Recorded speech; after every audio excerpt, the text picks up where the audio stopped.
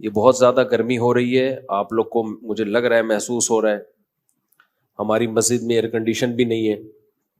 اس پورے علاقے میں نا سب سے غریب مسجد ہماری ہے. لوگ کہتے ہیں مفتی صاحب تو کروڑوں روپے چندہ کرتے ہیں، اگر کروڑوں چندہ ہوتا تو ہماری مسجد کا یہ حال نہ ہوتا. باتیں کرنے پر گورنمنٹ کی طرف سے کوئی پابندی نہیں ہے، لوگ پھینکتے رہتے ہیں اس مولوی کو دیکھو امریکہ جا رہا ہے، فلاں جا رہا ہے، فلاں جا رہا ہے، بہت پیسہ آ رہا ہوگا. تو آ رہا ہوتا تو یہ حال ہوتا؟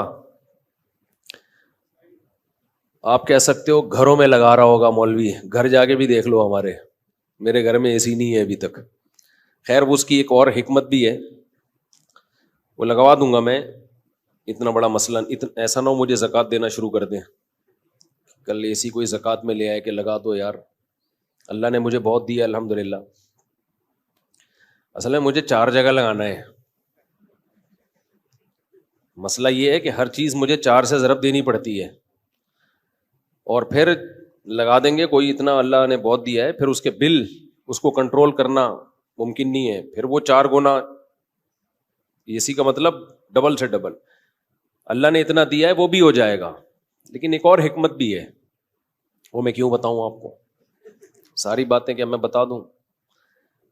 میں چاہتا ہوں تھوڑا سا مشقتوں کا عادی رہے انسان. میں خود بھی رات گرمی میں ہی سویا ہوں،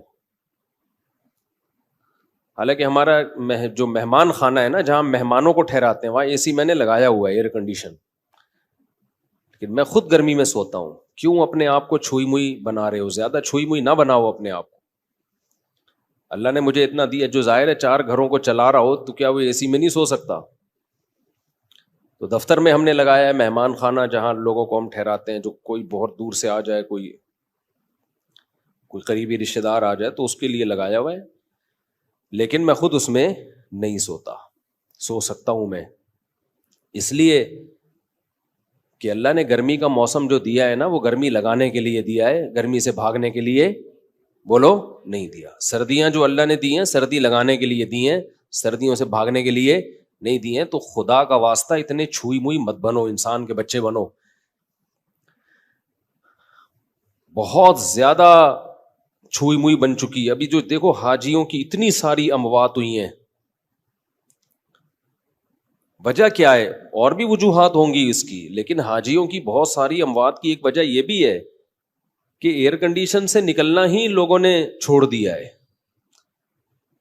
تو یہ پسینہ اللہ نے کیوں رکھا ہے بھائی؟ دیکھو چلتا ہوا دریا جو ہے، چلتا ہوا پانی وہ فریش ہوتا ہے. ہماری باڈی میں نا جب تک یہ چلتی پھرتی رہے گی، مختلف قسم کے فضلات اس کے ہماری باڈی سے مختلف طریقوں سے نکلتے رہیں گے تو فٹ رہیں گے ہم. کہیں بھی بریک لگا دی نا، اب اللہ نے مختلف طریقے رکھے ہیں. ایک طریقہ ہے پسینہ، اس سے بھی ہماری باڈی فریش ہوتی ہے.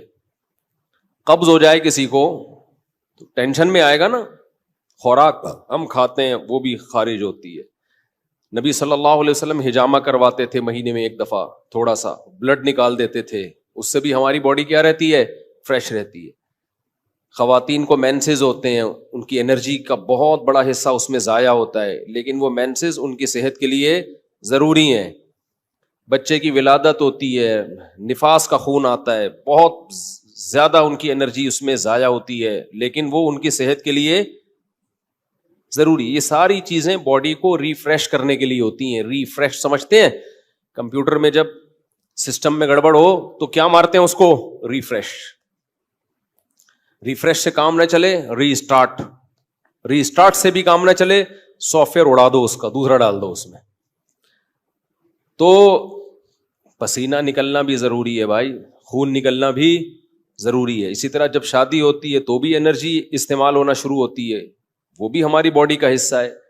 جو لوگ بہت عرصہ اپنی بیویوں سے دور رہتے ہیں، سال 2 سال، ان کے بھی دماغ خراب ہونا شروع ہوتا ہے.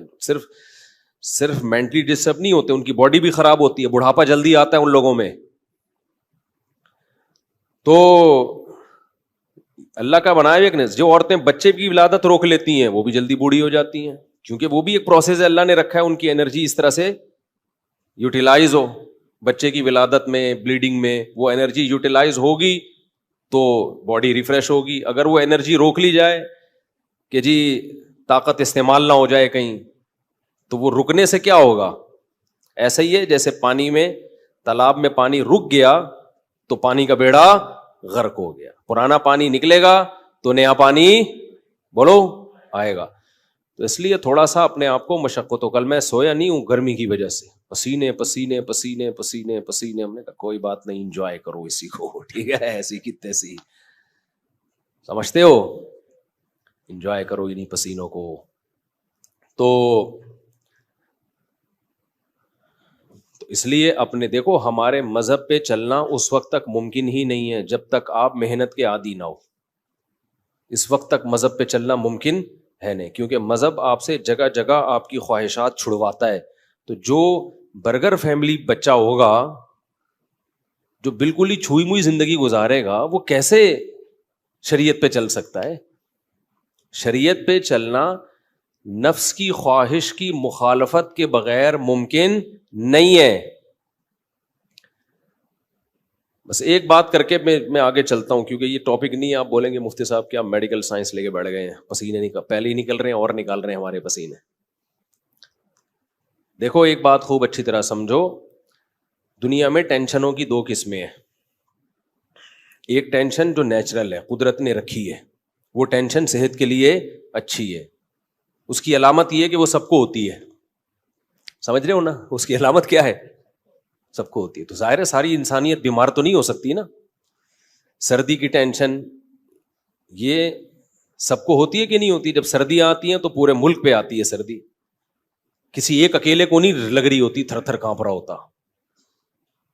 گرمیوں کی ٹینشن اللہ نے سب کے لیے، تو یہ سب کے مطلب ہے کہ اللہ دینا چاہتے ہیں یہ ٹینشن، یہ آپ کے لیے مفید ہے. کبھی کبھار ہمیں زکام ہو جاتا ہے، یہ سب کو ہوتا ہے. دنیا میں کوئی ایسا آدمی میں نے نہیں دیکھا جس کو کبھی بھی زکام نہ ہوتا ہو. اب یہ چھوٹی سی بیماری جو ہے یہ ہے ٹینشن، لیکن یہ سب کو ہوتی ہے. اسی وجہ سے بہت بڑے ڈاکٹر ہیں آغا خان ہاسپٹل کے، میری ان سے گپ شپ ہوئی، انہوں نے کہا کہ جو ہیلتھ کے اور صحت کے معیارات ہیں نا، ان میں نزلہ زکام کھانسی کو شامل نہیں کیا جاتا. یعنی کھانسنے والا نزلے والا آدمی بھی صحت مند ہی ہے. ہاں ایسا نہ ہو کہ کھانستا ہی آ رہا ہو بچپن سے، یعنی کبھی کبھار کھانسی زکام نزلہ، اس سے کیا ہوتا ہے؟ یہ وہ ٹینشنیں ہیں جو آپ کو بڑی ٹینشنوں سے بچا لیتی ہیں، آپ کا امیون سسٹم بوسٹ کر دیتی ہیں. یہ تو ان چیزوں میں پریشان ہونا. اسی طرح بچے جب پیدا ہوتے ہیں، بچہ چیخ چیخ کے روتا ہے، گلا پھاڑ پھاڑ کے، ہاں کچھ نہیں دیکھتا کہ یہ کمبخت کے باپ کے سونے کا ٹائم ہے یا ماں کے سونے کا ٹائم ہے. جب وہ روتا ہے تو اور وجہ بھی سمجھ میں نہیں آ رہی ہوتی. تو یہ کسی ایک ہی بچے کے ساتھ ہوتا ہے یا ہر بچے کے ساتھ ہوتا ہے؟ ہر بچے کے. اس کا مطلب یہ نیچرل ہے، یہ اس کے لیے ضروری ہے. نہیں روئے گا نقصان ہوگا اس کو. اس لیے ایک دم بچے کے رونے پہ مائیں آج کل کیا کرتی ہوں، میرا بچہ پتہ نہیں کیوں رو رہا ہے، وجہ ہی سمجھ میں نہیں آ رہی، ہاں اس کو چپ نہیں کراؤ، چپ رونے دو، کمبخت کو رونے دو، پاگل آدمی. یہ نیچرل ہے بھائی. اللہ تعالیٰ تمہارے اندر برداشت پیدا کرنا چاہتے ہیں. اللہ دیکھنا چاہ رہے ہیں کہ تم گدھے تو نہیں ہو کہیں.